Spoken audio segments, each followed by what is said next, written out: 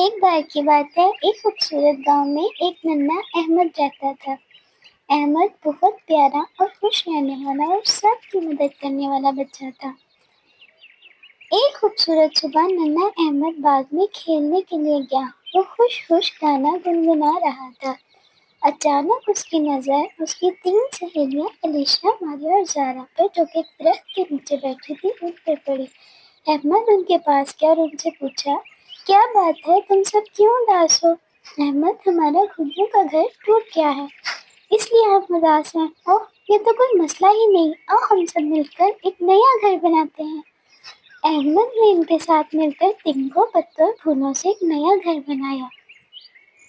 وہ گھر بہت خوبصورت بنا تھا۔ واہ احمد، تم نے تو کمال کر دیا! گڑیوں کا گھر دیکھ کر وہ سب بہت خوش ہوئے۔ پھر ان سب نے مل کر باغ میں کھیلتے ہوئے ایک بہت اچھا دن گزارا۔ دیکھا بچوں، چھوٹی چھوٹی خوشیوں سے مل کر ہم ایک اچھا وقت گزار سکتے ہیں۔